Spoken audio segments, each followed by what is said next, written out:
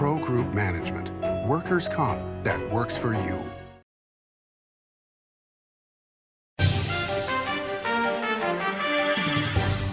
Welcome to Nevada Newsmakers. On broadcast today, Tina Quigley joins us.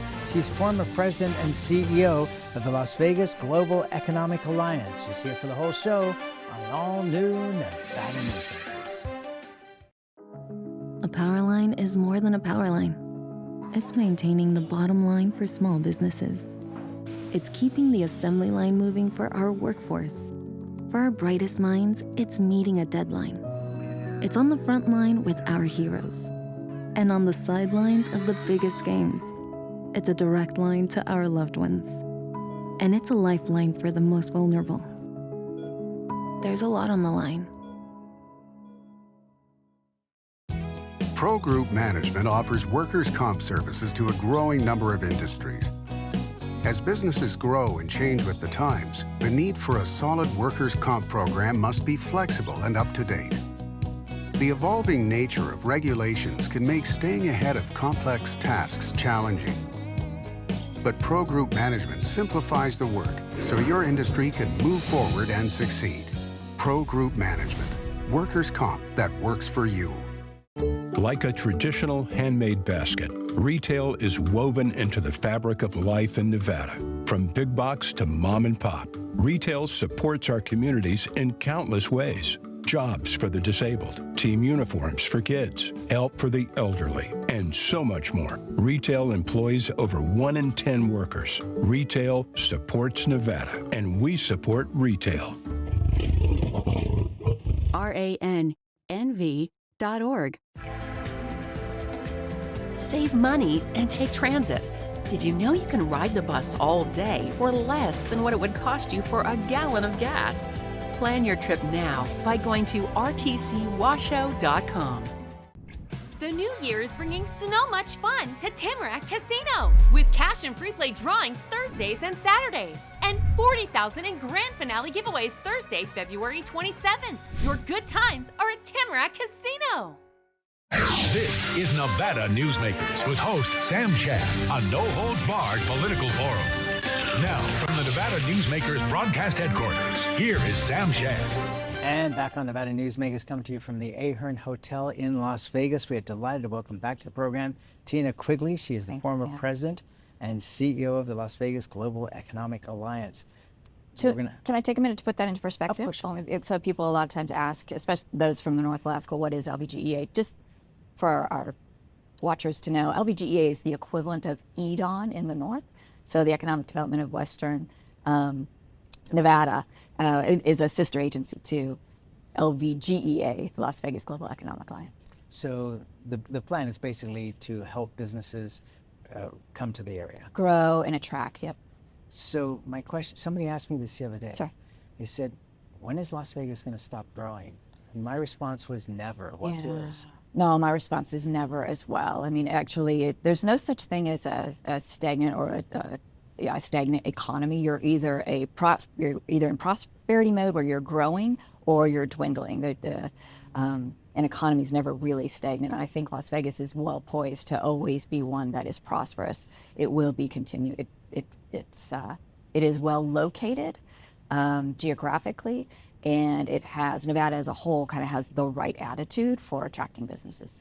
Yeah, low cost of land, relatively low cost of energy. Well, we can talk about that low cost of land thing here in a minute. Well, okay, go ahead. So historically, yes, and probably in parts of the state that is true. Las Vegas has its prices, its real estate prices, in particular its industrial and commercial, as well as residential rates per acre have increased significily. Even at Apex? Yes. Really? Your developers out there, when you talk with them, they will tell you that.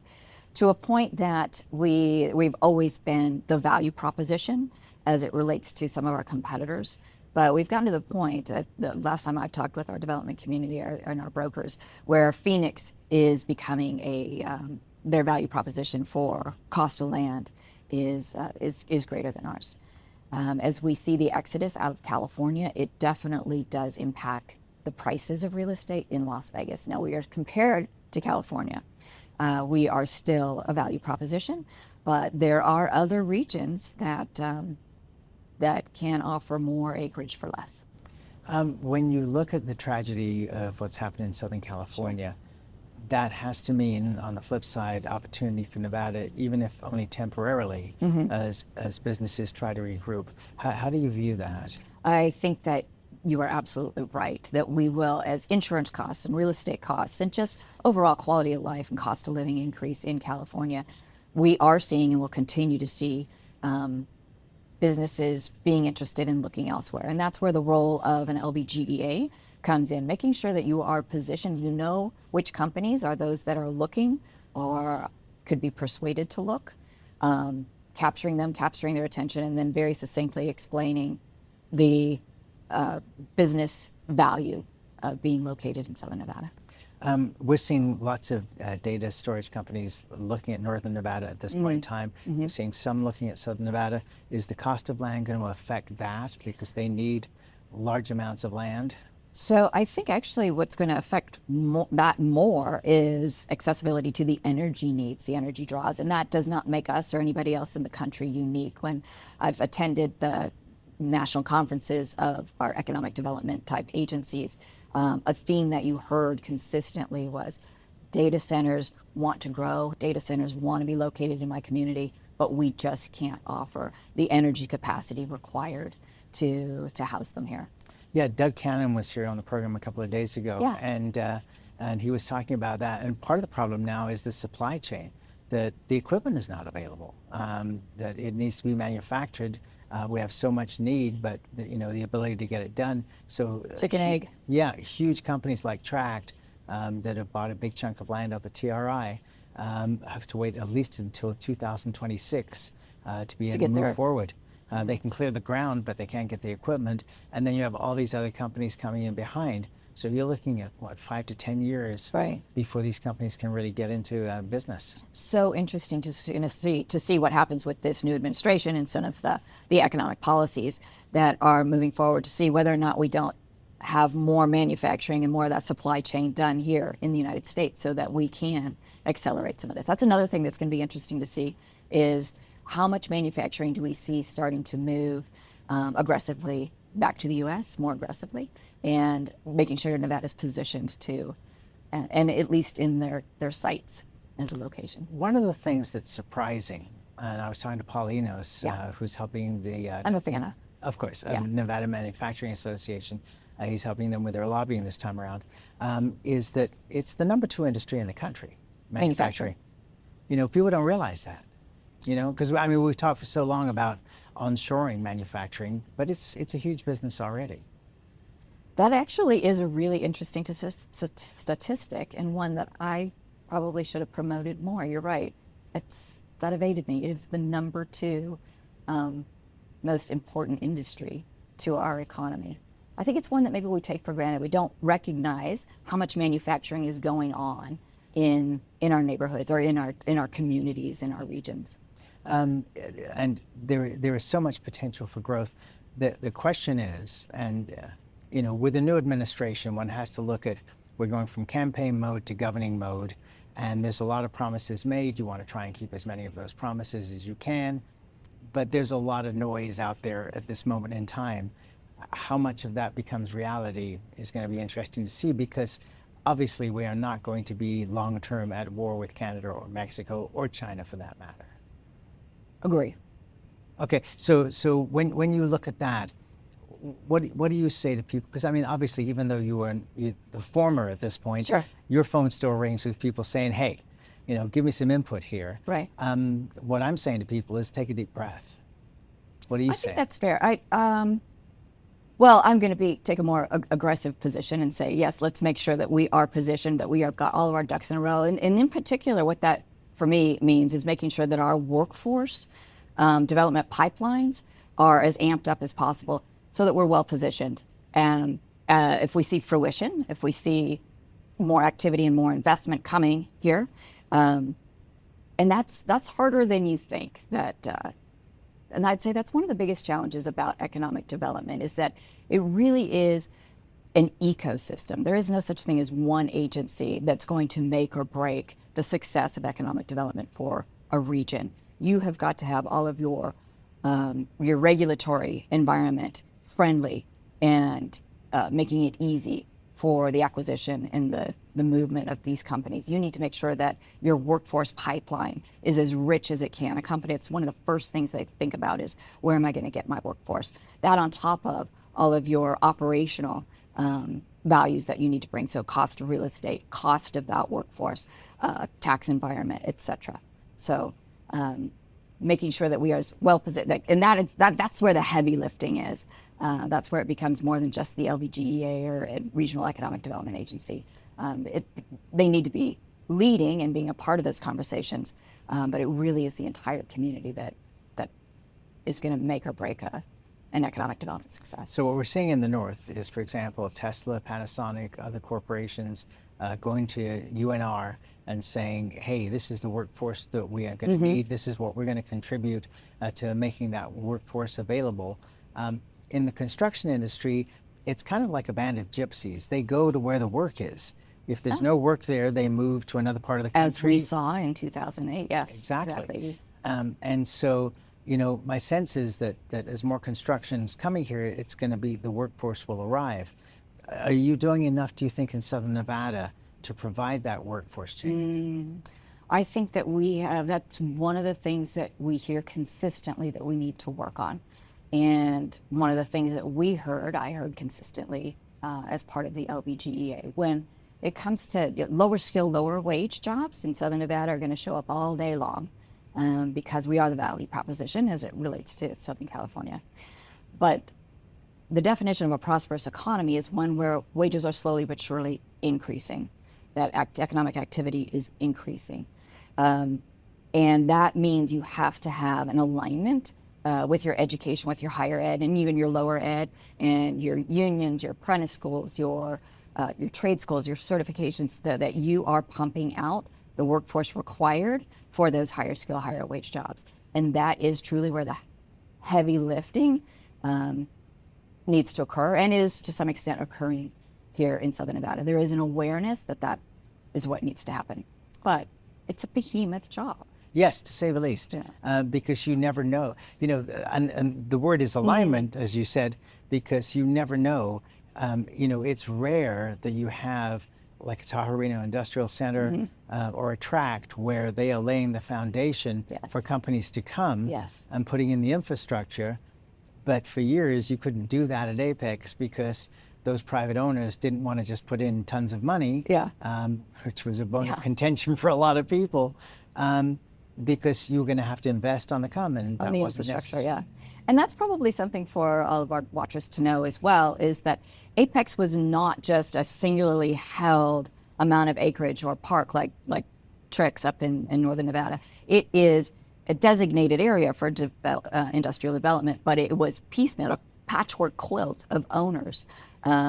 So that therein lies a very big challenge in terms of getting the infrastructure out there to bring about the domino effect of development. Yeah, it's a fascinating project, or process rather, to have watched that over the years. And we're getting there, though. Right, but you know, I mean, I think one of the secrets to economic development is it doesn't take 5 years. It takes 20 to 30 years from the time you say, I want to do this, right? Amen. You had, one of the things I'm most proud of at the LVGEA is that we did hold the very first full board retreat. There are 60 board members on the LVGEA board. Oh, that's manageable. Yeah, it's hard. That's a lot, but they are all very committed to the mission. And you're the former, right? Okay. So one of the things I'm proud of is that we held our very first board retreat, wherein we tried to focus on not what are we trying to do here in the next year, in the next 5 years either, but to ask ourselves, what in 20 years do we want to know we have moved the needle on? And what should that focus be? LVGA is a very small team. It's 13, 14 people.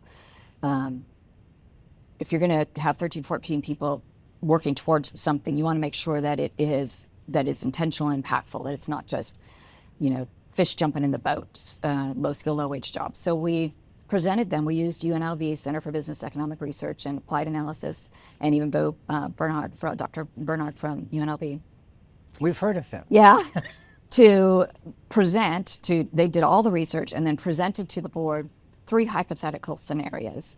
If we were, for the next 20 years, to focus on industrial, advanced manufacturing, what would the ROI be? We actually did 10 years. If we were to focus on what we called complementary industries, so industries that were kind of complementary to our bread and butter, so entertainment, gaming, or not gaming, but sports, entertainment, movie studios, etc. What would the ROI be in 10 years? And then also healthcare. If we were to focus on healthcare and really truly try to work to move the needle there, what would the ROI look like in 10 years? And ROI is measured by outputs, but also employees in that field and the wages of those employees, et cetera. And what was really interesting is that, and I applauded Andrew Wood from Center for Business Economic Research at UNLV. He equated it, instead of just putting it in billions of dollars, he equated it to Allegiant stadiums, using Allegiant stadiums as a measurement. So the highest ROI was in advanced manufacturing, coming in at 2 3/4 equivalent of Allegiant stadiums. The lowest was the complementary industries, so film, studios, entertainment, sports, et cetera, coming in at just a little over 2 Allegiant stadiums. And right in the middle was healthcare, coming in at a little less than 2.5 Allegiant stadiums. The board spent the full day learning as much about the data. They broke into small groups for discussion. And in the end, I was really nervous about this exercise because I thought for sure, when you have 60 board members, we actually only had about 42 board members show up for this event. But coming from different backgrounds, I thought there were going to be some very strong opinions about where we should go. So I was kind of nervous about it because I wasn't sure how we were going to reconcile that. But in the end, unanimously, they voted for healthcare. Every single small breakout group had a speaker who spoke at the end to say what their group decided on. And it was really interesting that it was universally healthcare. The reason being is that we, of course, are very challenged with healthcare here in Southern Nevada. We rank by some rankings 48th in the nation for communities with the state actually as a whole does. Lack of access and affordability. So it not only had an economic development return of more than 2 Allegiant stadiums, but it also was it's a very deep need for our community. So at this point, the LVGEA continues to prioritize its workforce, our team's efforts on healthcare. What industries are low-hanging fruit that we can, and companies are low-hanging fruit that we can start to attract. But then also at a larger policy level, how do we create tax abatements or tax incentives so that we are working to attract that? And Tom Burns and GoEd and the LVGEA and the other agencies have been working together on drafting a policy for the governor to work exactly towards that. I asked Mayor Berkeley about, and this is fun to say that, Mayor Berkeley. I know, yeah, that is fun. About medical tourism for Las Vegas. And she said, we don't have enough doctors and medical practitioners She would for know. the people that live here. Yeah. So, I mean, obviously that is, a major thing. But a tax abatements, the incentives to bring, so it's going to bring corporations rather than individuals. Well, Which would be your goal. Right, that would be the goal. Now, and we come to workforce as well. So we also have got to be pumping out the workforce that makes this an attractive place for this company. So it's an entire ecosystem. And the community as a whole has to be committed to it, which I think they are. We're hearing a lot more about the need to change some of the policies that have inhibited the attraction of that industry. Having the announcement of the new children's hospital, the Intermountain Health project, I think goes a long way towards attracting the attention and the commitment that we need from industry to grow. Yeah, because we sure as heck need more doctors and nurses. I mean, the list goes on. Let's take a break. We'll come back with more with Tina Quigley after this timeout. As you know, Reno is booming. Toll's development company is helping it grow with insightful design and development, building community with every project, adding beauty, adding excitement, emphasizing our shared humanity. Reno is becoming bigger. Toll's development is helping it become better, more livable, more enjoyable. To learn more, go to tollsdevelopment.com. tollsdevelopment.com.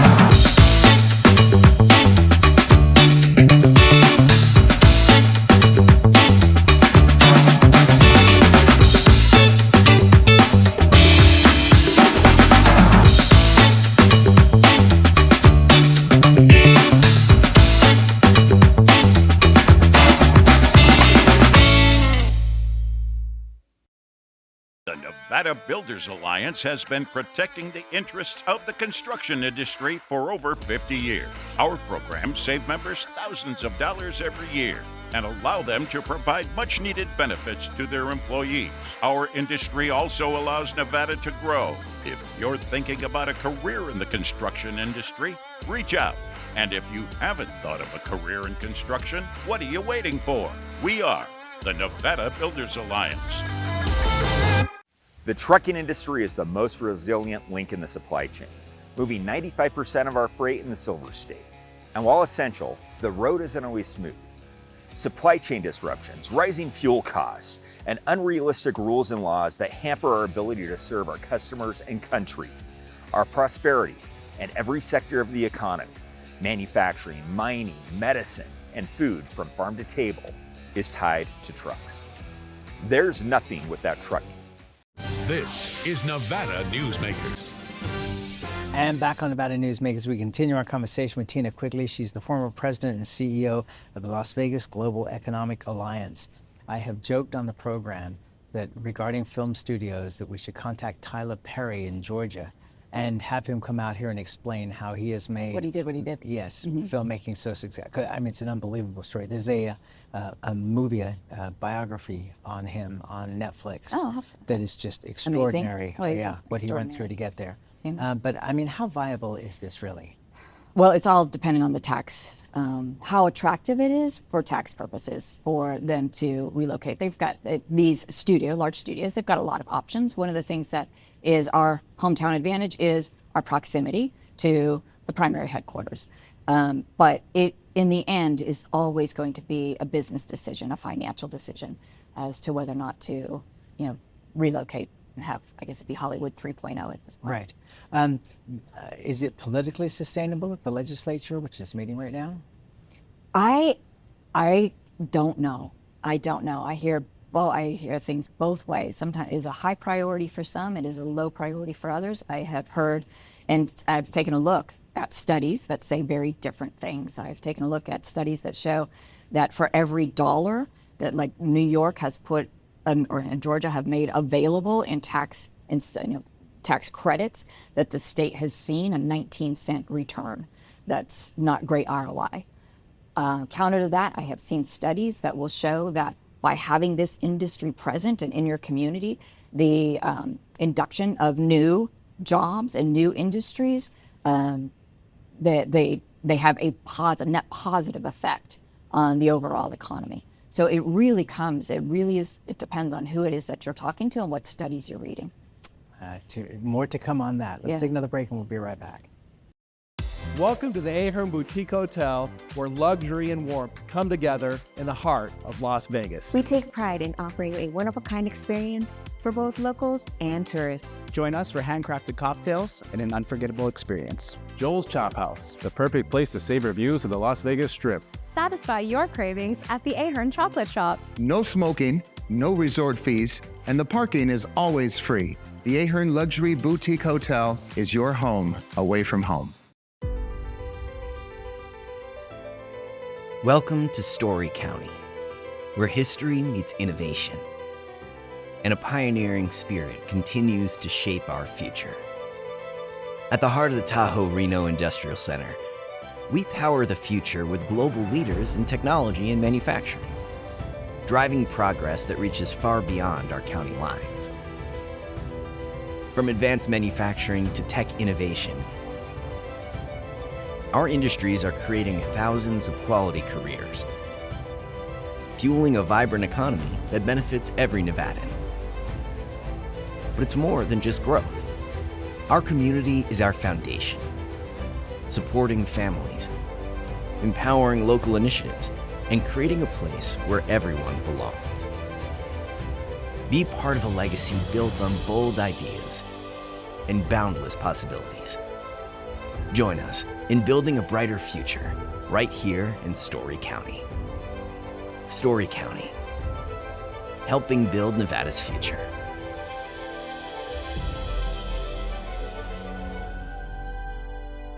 A new year brings new ways to win big with the $150,000 flurry of cash giveaways at Carson Valley Inn. Thursday and Saturday prize drawings, including up to $5,000 in cash and up to $10,000 during the grand prize giveaways. Only at the Carson Valley Inn. This is Nevada Newsmakers. And back on Nevada Newsmakers, we continue our conversation with Tina Quigley. She's the former president of the Las Vegas Global Economic Alliance. We had Zach Conine in the state treasurer on the program a week or so ago. Bet you had a good time. Yes, we did. Always good humor, and especially when he's making money for the state. Good guy. He was talking not about Ivanpah, the airport, but the 17,000 acres that will be around it that is going to be open for economic development. And one of the things he mentioned was inland ports, the potential of those. Give us a brief thought on what that could mean. So a lot of study also has been done in the state related to inland ports. From what I understand, it's the distance between inland ports that can make or break them. So like there is an inland port at this point in Salt Lake. And so lots of conversation about should there be an inland port between the actual ports, another inland port. Lots of conversations over the years. And again, we've heard pros and cons on both. But the fact that Mr. Conine is looking into it means that there's probably some credibility and viability to it. So I look forward to hearing more. I don't know a lot about it. Okay. Come back soon, will you? Yeah. Okay. Thanks, Sam. Pleasure to see you. Thank you. Good to catch up with you. I appreciate it. Thank you. And we'll be right back. Each day, the Children's Advocacy Alliance partners with leaders, legislators, and families across Nevada to improve children's health, education, economic well-being, and safety. We recognize Nevada will be no better than the state of its children. Be a part of this change. Be a supporter of the Children's Advocacy Alliance. For more information, go to caanv.org. Imagine a magical garden that feeds Carson City's hungry and homeless, teaches our high school students agriculture, creates hanging floral displays to beautify downtown, and yet charges nothing. It's not magic. It's the Greenhouse Project. It's real, it's growing, and it needs your help. Go online to carsоncitygreenhouse.org so together we can grow it forward. Here on 7 at 7, we're bringing you the local headlines in just 7 minutes. We've got you covered in the morning, evening, and for all breaking news in between and as it happens. Life is busy, and we don't waste your time. Join us for local news now streaming on our YouTube page. Thanks for watching Nevada Newsmakers, coming to you from the Ahern Hotel in Las Vegas. And our thanks to the staff and management of the Ahern Hotel for taking good care of us as always. Stay here when you're in Las Vegas. We'll see you on the next broadcast.